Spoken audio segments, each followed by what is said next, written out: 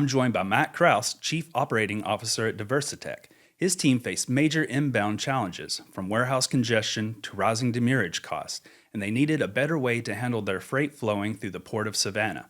He shares what it looked like before, what changed, and how a new inbound strategy gave them better visibility, flexibility, and control.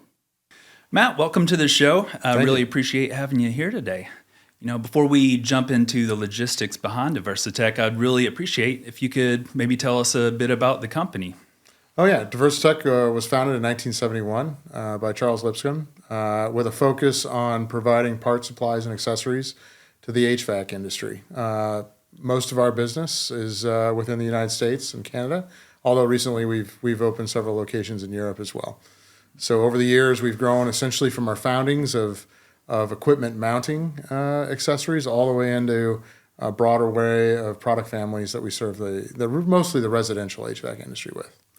Well, just like Averitt, you started back in 1971. I would assume it was a small business, and over the years, it's grown and grown and grown. And like with many companies, growing pains occur along the road, and particularly when it can come into supply chains. Mm-hmm. And so I understand that a lot of your volumes are coming in through Savannah, and over time, you guys identified potential issues within your supply chain. And what were you seeing at that point? What was your supply chain looking like? Yeah, so about 50% of what we sell, we make in the United States. The other 50% comes in from around the world, and like you mentioned, our primary import port is in Savannah, Georgia. So where we started running into problems is we had such volume coming into there that staying in control of that volume, where it is, when it's coming in, getting it off the port, getting containers back before demurrage and delay fees started, became essentially more than we could handle. So we needed a new thought around how we were going to handle this. We needed new partners that could help us handle that so that we could focus on our customers and not necessarily have to provide a lot of our resources and time focusing on what was coming in through the ports. Gotcha. And then I believe at some point the teams here at Averitt, as well as with the DiversiTech team, got together and started kind of looking at your supply chain from a higher level. And could you kind of tell me what we're doing now and what kind of problems that may have solved for you? Yes, the partnership at Averitt has been fantastic. So we went from not knowing when our freight was coming in, not knowing when it was going to get picked up, paying hundreds of thousands of dollars in delay and demurrage fees for trailers and carriages, to a partner with Averitt who goes to port, picks our stuff up, brings it in. Another piece of what Averitt started doing for us was taking our floor-loaded containers and palletizing that material for us, and then holding it at their terminals in Savannah so that we could bring it into our warehouse and outside of Atlanta when our warehouse was ready for it. And what that did for us is it took out 100% of our delay and demurrage costs. We see zero since we've partnered with Averitt, which I think is just a great testament to your customer service, the same type of service we try to provide to our customers, in addition to the flexibility that we need. Warehouses, we're a very seasonal business. So, when we're out of season, we can usually take things the minute it comes in the port. But when we're in season, that's when it really matters, and that things have to be really scheduled in, and we need the flexibility. And Averitt and the site there, the customer site you have there in Savannah has been a real competitive advantage for us, keeping our supply chain under control within the capacities that our warehouses can handle. Well, at Averitt, we don't see ourselves as really a service provider. Mm-hmm. We see ourselves as a partner. And I think companies like us, we share some strategic cultural values that comes with the longevity of being around for almost 54 years each.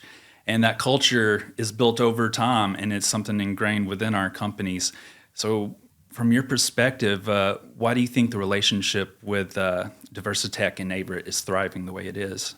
Well, I think we have a lot of the same focus in our core values. We go by a core value of our first core values. So focus, integrity, results, safety, and teamwork is what we try to work in, and I think very successfully work into really how we think about solving our customer problems or issues, how we solve and lead our teams, and then how we partner throughout the network. And that's very much, obviously you have different core values, but I think at the core of them, it's about people. It's about making sure that people understand what it is that we're trying to execute for our customers and for each other, and live those values. And Peter Drucker has a saying that I think is a great saying, which is culture eats strategy for breakfast. And that's true. If you can set the right culture, you can really provide the customer experience that you need to grow, not just your employees, but your customers as well. Great. Well, thank you very much for your time. But before I let you go, I kind of want to switch the questions up and maybe go to something a little more personal and just ask you, over the course of your career, I know you've probably experienced challenges as a leader and when it comes to operations management, but what has been some of the best advice or a learning moment that you recall? I think, very early on in my career, I was fortunate to have a leader who was very involved, more as a mentor than a boss, right? Somebody who really cared about seeing you develop. And, what he used to do is all the time, he used to say, you want to earn the trust of the people that you work with, the people that work for you, solve a problem for them, make their jobs easier, that they can execute what they're being asked to do. And I think that's really the number one focus that I try to do with my team even today, 25 years later, is, what are the problems we have, Ring? How can we work together to solve those problems? How can we make our jobs easier so that we can provide the customer service and the experience that we need for our customers? And we've lived by that. I've lived by that no matter where I've worked and with DiversiTech itself. And it's delivered for us and for our customers. Well, I think that is great advice that our viewers and listeners can take off into their own careers. And I really appreciate your time today. Great. Thank you. Thank you. Yeah.